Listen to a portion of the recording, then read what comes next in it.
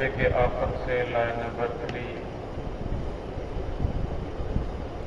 سورۃ آل عمران کی آیت نمبر 189 اعوذ باللہ من الشیطان الرجیم بسم اللہ الرحمن الرحیم ان فی خلق السماوات والأرض واختلاف الليل والنهار لآيات لأولي الألباب الذين يذكرون الله قياما وقعودا وعلى جنوبهم ويتفكرون في خلق السماوات والأرض ربنا ما خلقت هذا باطلا سبحانك فقنا عذاب النار ربنا إنك من تدخل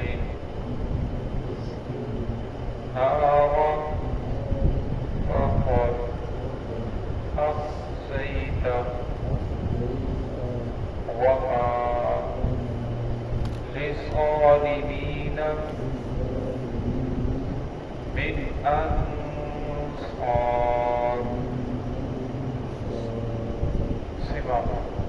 بسم الله الرحمن الرحيم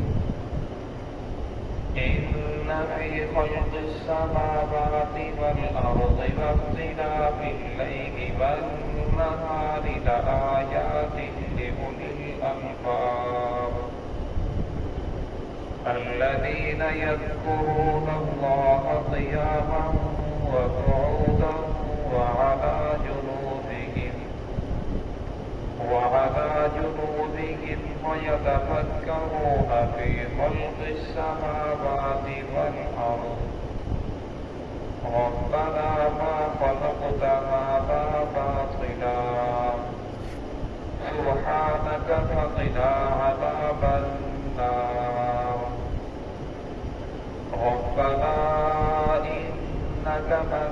تدخل النار فقد أخزيته وما للظالمين من أنصار. إن في خلق السماوات والأرض بے شک آسمان زمین کے پیدا کرنے میں واختلاف اللیل والنہار اور رات اور دن کے مختلف ہونے میں لآیات لأولی الألباب البتہ نشانیاں ہیں عقل مندوں کے لیے. الذین یذکرون اللہ قیاما وہ لوگ جو اللہ رب العزت کا ذکر کرتے ہیں کھڑے ہوئے وقعودا اور بیٹھے ہوئے وعلی جنوبہم اور پہلو کے بال لیٹے ہوئے ویتفکرون اور وہ غور و فکر کرتے ہیں فی خلق السماوات والارض آسمان زمین کے پیدا کرنے میں. ربنا ما خلقت هذا باطلا اور کہتے ہیں اے ہمارے رب نہیں تو نے پیدا کیا هذا باطلا ان سب کو بے فائدہ. سبحانک فقنا عذاب النار آپ کی ذات پاک ہے آپ ہمیں آگ کے عذاب سے بچا لیں. ربنا انک من تدخل النار اے ہمارا بے شک آپ نے جسے داخل کر دیا آگ میں فقد اخزیتہ تحقیق آپ نے اسے رسوا کر دیا. وما للظالمین من انصار، اور فرمایا ظالمین کا کوئی بھی مددگار نہیں ہوگا۔ سورۃ آل عمران کا یہ آخری رکوع چل رہا ہے۔ حضور صلی اللہ علیہ وسلم جب صبح کو بیدار ہوتے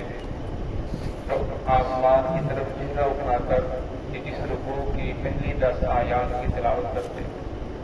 جس رات یہ آیات نازل ہوئی رسول اللہ صلی اللہ علیہ وسلم ساری رات عبادت کے اندر مشغول رہے،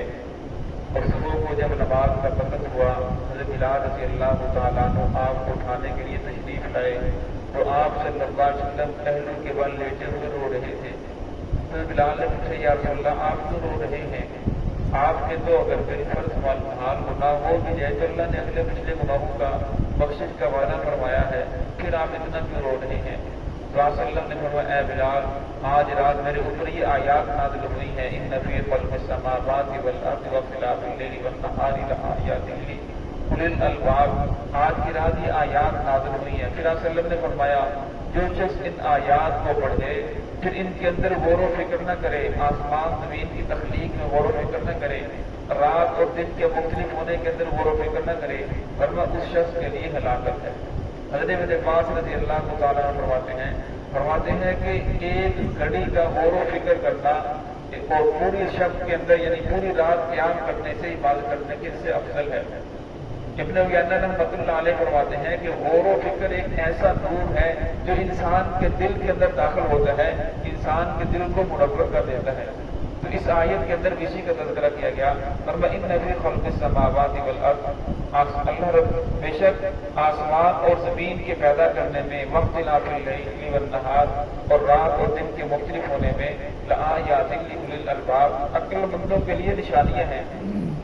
اور میں رات ہی اب راتیں بڑی ہو رہی ہیں، دن چھوٹے ہو رہے ہیں، اور آسمان ہے اتنا بڑا آسمان ہے، یہ مسجد کی چھوٹی سی عمارت ہے جس کی چاروں طرف دیواریں ہیں، اندر 4 ستون ہیں یہ چھت کو قائم کرنے کے لیے، لیکن اللہ رب العزت نے جب سے آسمان بنایا ہے اس وقت سے لے کر آج تک نہ اس کے اندر کوئی شگاف پڑا نہ اس کی رنگت خراب ہوئی، اور فرمایا کہ اس کے اندر ہم دیکھتے ہیں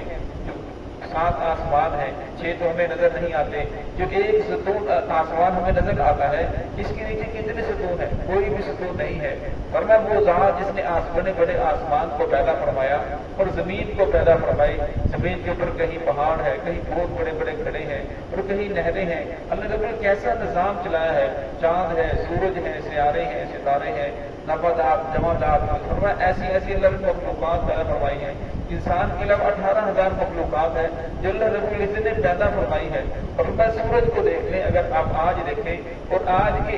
ٹائم نوٹ کریں، آج کے 1 سال کے بعد بھی سورج اسی وقت نکل رہا ہوگا اور چاند اسی وقت نکل رہا ہوگا۔ ایک انسان ہے جو اللہ رب العزت کی نافرمانی کرتا ہے، انسان اور جن ہے جو اللہ رب العزت کی نافرمانی کرتے ہیں، باقی جتنی مخلوقات ہیں وہ مجبور ہے اللہ رب العزت کے حکم کے سامنے وہ نافرمانی نہیں کر سکتے، بلکہ اپنے مقررہ وقت کے اوپر نہ چاند اپنی رفتار کو تیز کر سکتا ہے نہ کم کر سکتا ہے، نہ اسی طرح سورج ہے جو ایک دن اٹھ کر کھڑا ہو جائے کہ آج تو میں نے نہیں نکلنا، یا آج میں نے تیز چلنا ہے، یا آج میں تھکا ہوا ہوں میں نے آہستہ چلنا ہے۔ اور اللہ رب العزت نے ان کی جو رفتار مقرر کی ہے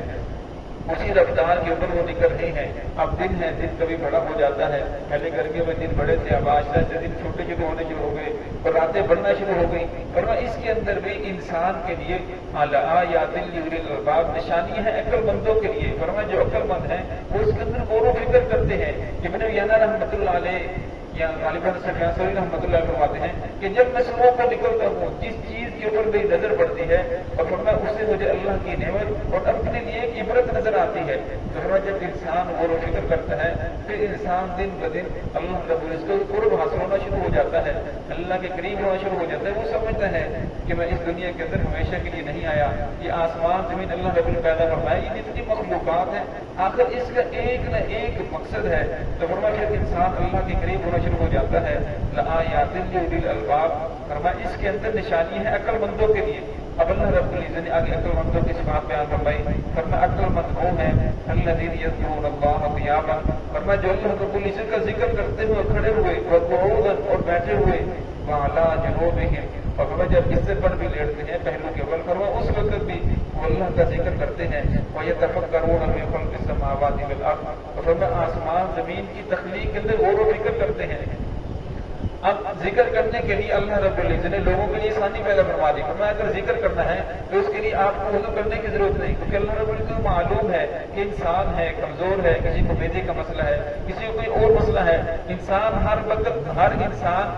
وقت بابود نہیں رہ سکتا، تو اللہ رب نے آسانی پیدا فرما دی، اور میں بغیر وضو کے بھی ذکر وہ کر سکتے ہو، اور اس کے لیے ضروری نہیں کہ آپ نے مسجد کے اندر کرنا ہے، گھر کے اندر جہاں بھی ہو آپ موجود ہو، کھڑے ہو، بیٹھے ہو، لیٹے ہوئے ہو، ہر حالت کے اندر اللہ رب کا ذکر کر سکتے ہو۔ وَيَتَفَكَّرُونَ فِي خَلْقِ السَّمَاوَاتِ وَالْأَرْضِ، اور ہم غور و فکر کرتے ہیں آسمان کے پیدا کرنے میں، زمین کے پیدا کرنے میں، یہ اتنا بڑا آسمان ہے، یہ زمین ہے، اب زمین سے ایک پھل اگتا ہے، آم کی 300 اقسام ہیں، ایک ہے گریپ کا درخت ہے، وہ ایک ہی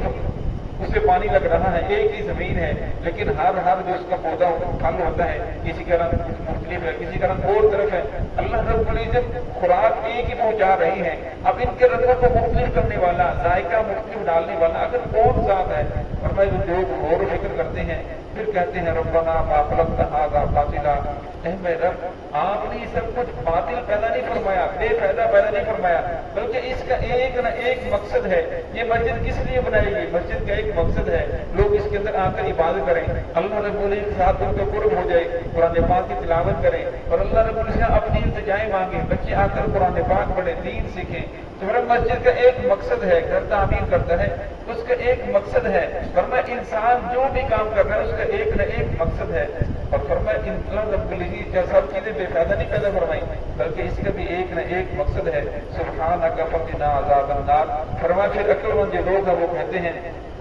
اے ہمارے رب آپ کی ذات ہر چیز سے پاک ہے، فقنا عذاب النار، بس ہمیں آگ کے عذاب سے بچا لے، ربنا انک من تدخل النار، اے ہمارے رب جس کو آپ نے آگ کے اندر داخل کر دیا فقط اخزیتا، تحقیق وہ تو رسوا ہو چکا ہے، ورنہ جب لوگوں کو جہنم کے اندر داخل کیا جائے گا وہ ایسے چیخیں گے جیسے گدھا چیختا ہے، ان انکر الاصوات لصوت الحمیر، فرمایا سب سے بری آواز گدھے کی آواز ہے، فرمایا لوگ روئیں گے چلائیں گے، فرمایا جس کو جہنم کے اندر آگ کے اندر داخل کر دیا گیا فرمایا اس کی رسوائی تو ہوگی، وما للظالمین من انصار، فرمایا پھر اس وقت ظالمین کا کوئی مددگار نہیں ہوگا۔ اللہ رب العزت ہم سب کو اس سے محفوظ فرمائے اور جنت کا داخلہ نصیب فرمائے۔ بسم اللہ